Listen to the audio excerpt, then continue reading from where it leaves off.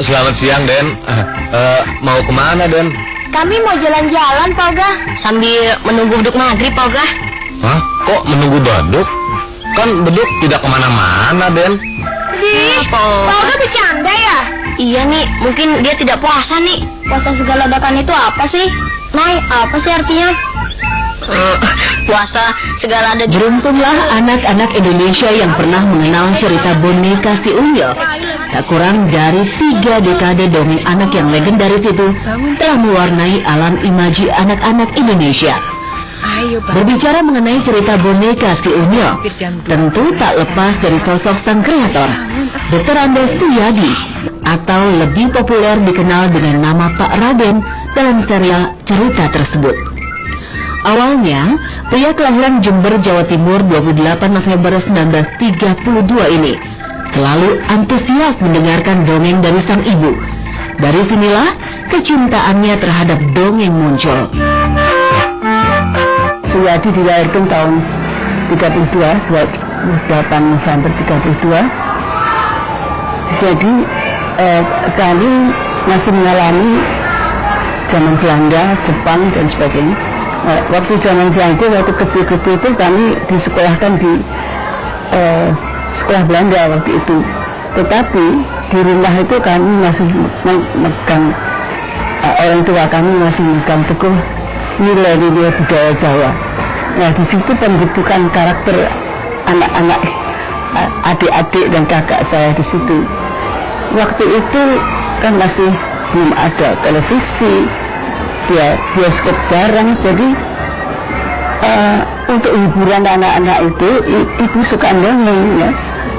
Kalau sore-sore habis minum teh itu pada plesetan di lantai dan ibu dongeng. Asal mulanya Pak Raden atau Suyadi itu di situ ya. Dongeng-dongeng dari ibu itu sampai sekarang masih ingat saya semua ya, seperti Timun Emas, Joko Kendil, Joko Tarub, Bawang Merah, Bawang Putih. Itu begitu ya, mengendap dalam hati kami anak-anak tersebut. Sebab di situ tidak hanya cerita-cerita biasa, tapi selalu ada pesan.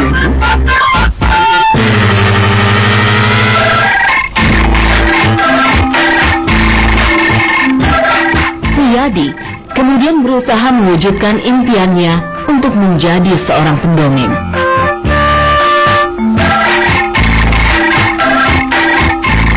Waktu masih kecil, pernah dia ditanya oleh ibu, kamu nanti kalau besar mau jadi apa? Oh, mau jadi tukang gambar. Istrinya orang-orang semua pada apa jadi tukang gambar. Tapi toh dia tidak dilarang oleh orang tua, dia tetap ke ITB jurusan seni rupa.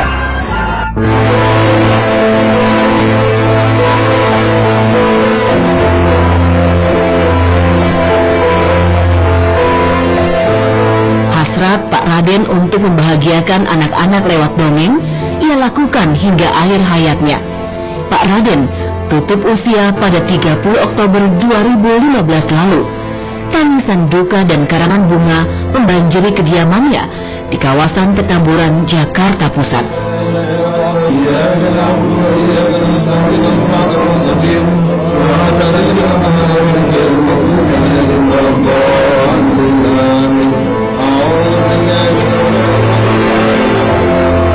Indonesia kehilangan sosok cerdas jenaka sekaligus maestro di bidang seni. Kepergian Pak Raden menyisakan duka mendalam, terlebih bagi orang-orang terdekat. Salah satunya adalah lawan mainnya dalam serial Si Unyil, Pak Ogah. Siapa yang tak kenal karakter Pak Ogah? Berkat kreativitas Pak Raden, pria dengan nama asli Abdul Hamid ini populer di masyarakat Indonesia. Saya merasa kehilangan sekali dengan kepergian Pak Raden ya. Mungkin kalau nggak ada beliau, saya nggak dikenal orang. Saya diciptakan oleh beliau tapi saya bisa dikenal orang. Itu yang berjasa saya pikir untuk saya. Makanya saya merasa kehilangan sekali dengan kepergian beliau.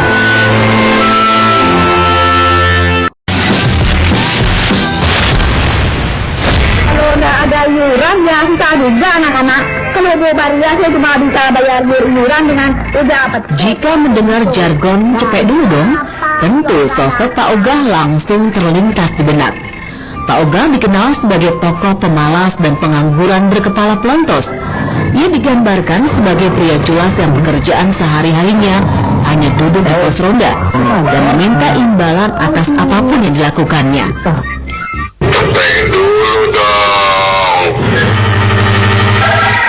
Ide pembuatan karakter Pak Ogah muncul ketika Pak Raden melihat bentuk kepala Abdul Hamid yang unik. Dari sinilah lantas Pak Raden membuat boneka yang sangat mirip dengan Hamid. Kira-kira 82 akhir, Unyil bikin film layar lebar. Unyil jadi manusia judulnya. Nah, saya berperan sebagai Spenjol dengan kepala yang pelontos kan. Rupanya Pak Raden ini melihat kepala saya ini kok antik, katanya ke belakang ini jendol gitu. Akhirnya dia gini-gini, kalau saya nengok gini dia diem, saya nengok dia diem, dia nyolong-nyolong, dia ukir kepala saya. Setelah jadi film syuting itu, dia serahkan pada almarhum Kurnain Suwardiman. Itu termasuk salah satu pencetus ide bikin film seriasi Unyil ya. Dia bilang ini saya bikin boneka berdasarkan si Hamid. Kita kasih nama siapa? Udah namain aja Pak Ogah. Nah itulah lahirnya Pak Ogah.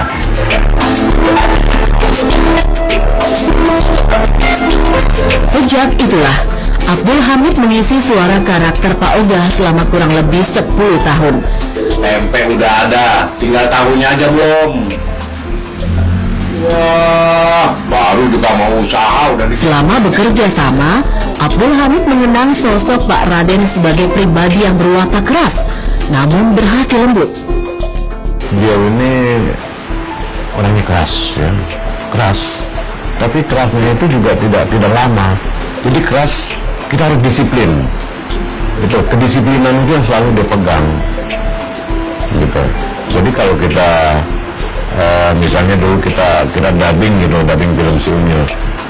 Itu kalau kita kan dulu modelnya kan kita baca naskah terus menghafal. Diputar filmnya itu kita harus sudah di luar kepala. Nah itu kalau kita salah-salah terus dia marah. Karena suara dia kan capek. Wow gitu. Diulang lagi kan dia capek. Dia marah. Gitu. Keras tapi baik.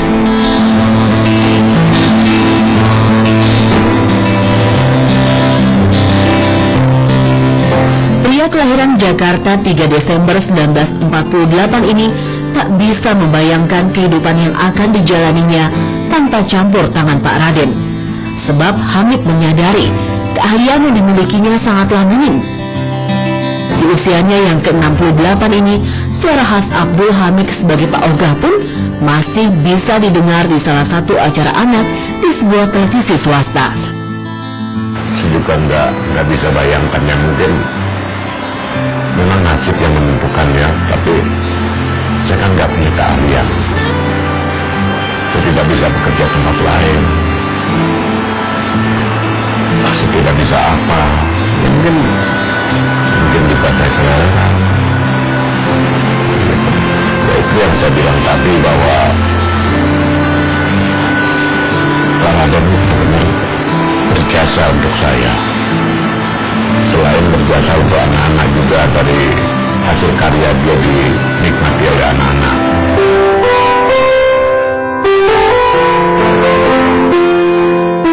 Masih segar dalam ingatan Hamid saat-saat di mana mereka larut dalam canda dan tawa. Nah, saya punya rencana jahat pada beliau itu. Bagaimana caranya kita kerjain Pak Raden. Akhirnya waktu show itu saya bilang, Pak Raden, itu tuh ada Bu Raden itu. Mana?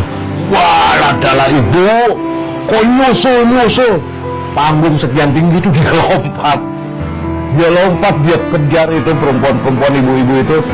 Ditanyain satu-satu, bukan, Bu Raden, bukan. Akhirnya dia balik lagi, naik lagi. Pak Oga, bohong, kamu itu bukan Bu Raden gitu. Jadi acara itu hidup, dan dianya tuh saya kerjain lompat-lompat panggung gitu. Dia nggak terasa kalau saya kerjain gitu. Sembarangan menuduh orang tidak puasa. Biar Pak Oga tidak sahur, tapi Pak Oga tetap puasa, Den. Hanya minumnya agak terlambat setelah beduk subuh. Enak aja. Puasa apa Ibu Mami?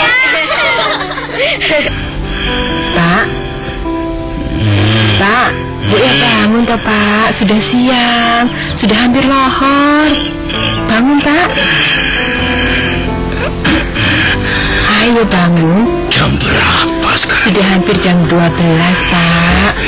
Bu ya bangun. Lah masih lama lu bubuk maghribnya kok. Loh. Kok malah tidur lagi? Sebagai salah satu legenda dongeng Indonesia, kehidupan Pak Raden terutama di masa tuanya dapat dibilang memprihatinkan. Melihat hal itu, pemerhati anak sekaligus sahabat Pak Raden, Kak Seto, menghimbau pemerintah agar lebih peduli pada seniman yang berjasa, sekaligus mengusulkan pendirian Museum Pak Raden. Mungkin ini juga menjadi pembelajaran pertama dari para seniman sendiri, agar juga mulai juga memperhitungkan masa tuanya nanti. Kemudian juga dari pemerintah juga mohon lebih memberikan penghargaan pada seniman-seniman yang kreatif, yang cukup berjasa khususnya di dalam membentuk karakter anak-anak di Indonesia. Jadi mohon sebagai tanda terima kasih juga, nama beliau bisa diabadikan di sebuah entah kegiatan anak-anak atau museum untuk anak atau apapun juga.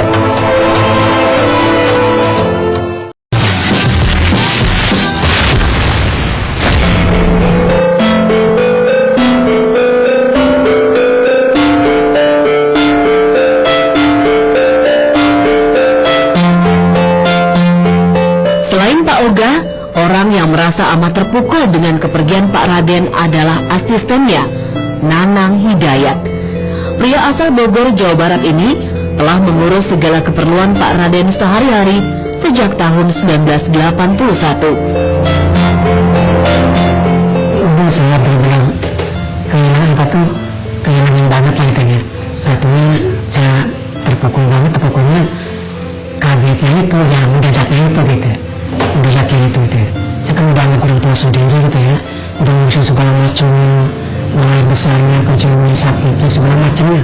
Saya sendiri pada dia juga udah tahu. Sampai kemarin saya pegangin semua, pokoknya saya udah alhamdulillah saya ngurusin Pak Raden kalau bilang cukup lah gitu, dengan orang tua sendiri.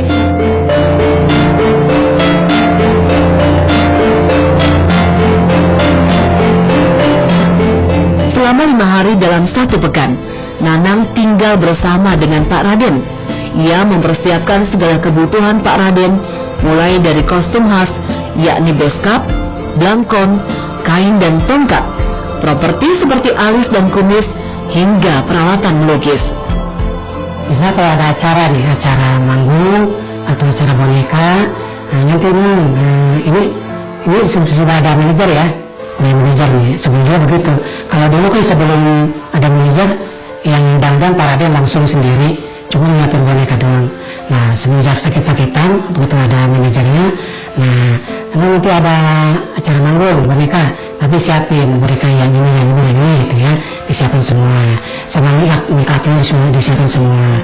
Nah, tapi kalau di make-up biasa di rumah. Nah, itu yang masang kostum semuanya saya yang pakai kostumnya. Tapi kalau make-upnya Pak Raden sendiri di situ. Iya. Pak Nanang itu pembantu yang setia sekali ya. Kurang lebih 34 tahun ya.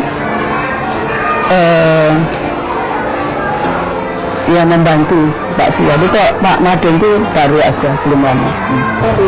Ya seperti bosnya gitu tuh. Karena dia melayani segala macam keperluannya gitu.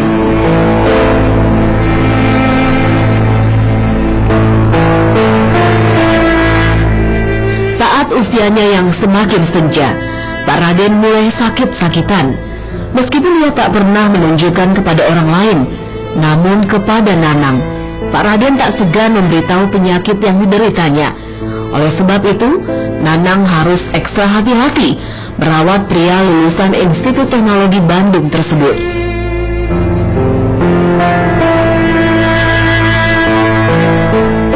Tapi kalau Pak Raden kalau udah sakit begitu, saya udah hati-hati lagi. Kenapa? Soalnya kan kalau kemar mandi saya pegang benar itu takut jatuh apa gitu ya, begitu. Dia kalau sakit apa aja bilang sama saya gitu. Terus mana yang saya capek, istirahat dulu ya. Nah ini udah kena manajernya nih. Nah saya bilang manajernya, Mas Paras itu Pak Raden istirahat dulu. Kenapa? Di sana lagi bicara lagi ini capek, katanya mau istirahat, katanya gak enak badan. Ya udah nggak apa-apa, istirahat.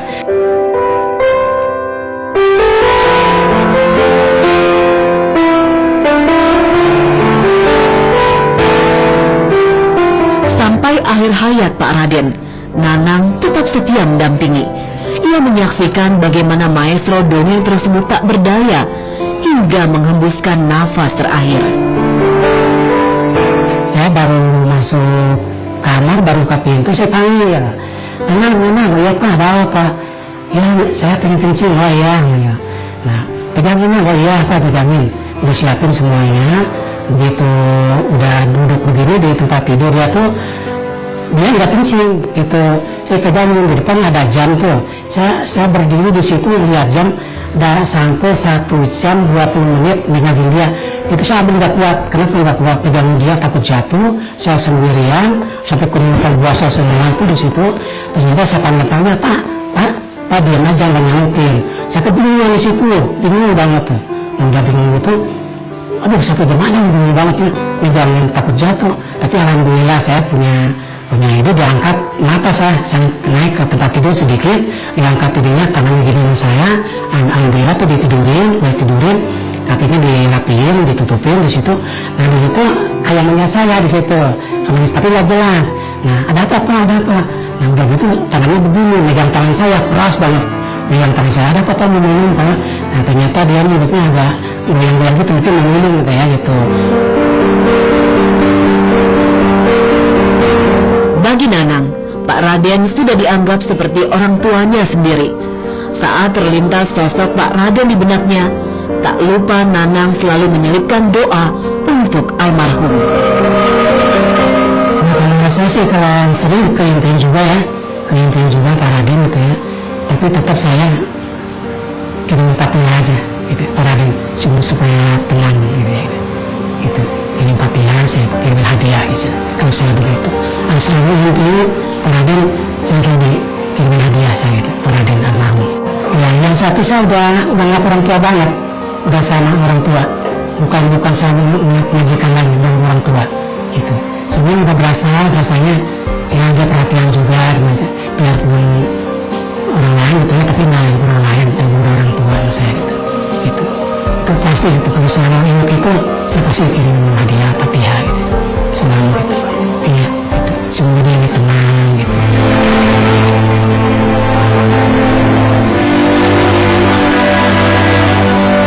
Siadi alias Pak Raden memang telah tiada, tapi kesaksian orang dekatnya, Abdul Hamid dan Nanang Hidayat, seakan kembali mengingatkan kita betapa berharganya warisan karya Pak Raden bagi dunia dongeng anak Indonesia.